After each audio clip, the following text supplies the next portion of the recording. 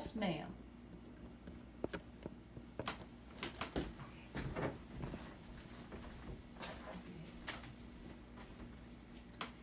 The National Women's Hall of Fame describes Lucy as one of the most beloved comedians of all times that had an impact on the business and entertainment industry that endures to this day.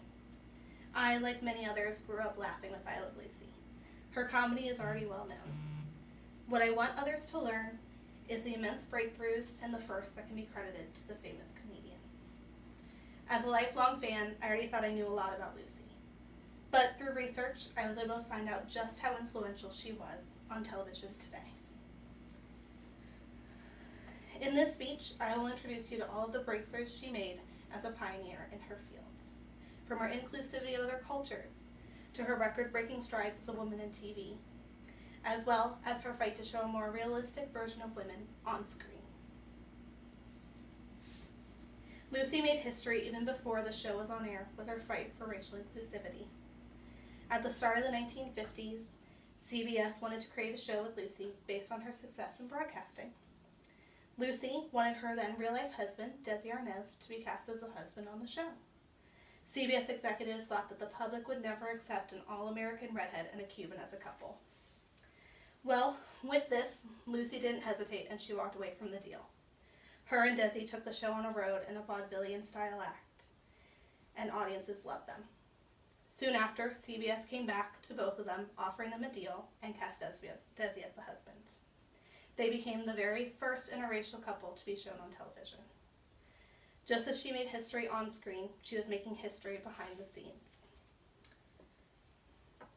With the start of I Love Lucy, the couple also started Desilu Productions. They negotiated full ownership and rights to the show. They even took a pay cut to have the show filmed in Los Angeles. At the time, this was unheard of for television. All shows were being filmed and shown live in New York. The switch to LA studios allowed them to tape ahead, allowing for high-quality reruns and eventually syndication. They also filmed in front of a live studio audience, with a 3-camera setup and sets adjacent to each other. This is a common method used now in TV, but it was a Lucy first. Live audience filming didn't even become widespread until sitcoms in the 1970s. On October 15th, 1951, I Love Lucy debuted. For 4 of its seasons, it was the #1 show in the country, and it never fell below number 3 for its entire run. By 1953, the show had captured 67% audience share. And by 1957, CBS saw how successful it was and decided to buy it back for an unprecedented $1 million. With this, that made Lucy and Desi the first ever TV billionaires. They used the profits to buy Desilu Studios in 1957, the same year. The studios produced other classics like Mission Impossible, The Dick Van Dyke Show, and even the much-beloved Star Trek. After her divorce from Arnaz in 1960, Lucy bought her husband's share, and she became the first ever woman to run a major, successful TV production company, paving the way for future women in the business. Mary Tyler Moore followed in her footsteps in the 1970s, starting her own production company, MTM, to produce The Mary Tyler Moore Show. Now there are several actresses today who also followed her lead, including Reese Witherspoon, Queen Latifah, Charlize Theron, and Drew Barrymore. Lucy's influences continue to break barriers in the social consciousness of the American public. In 1953, the couple became pregnant with their second child. They wrote the pregnancy into the show and planned to air the birth episode the same day Lucy was set to deliver in real life. At the time, no one had ever shown a pregnant woman on television. The word pregnant was even considered too vulgar to say on TV. They had to say expecting. Lucy fought for approval from several different religious figures just to convince CBS to air the storyline.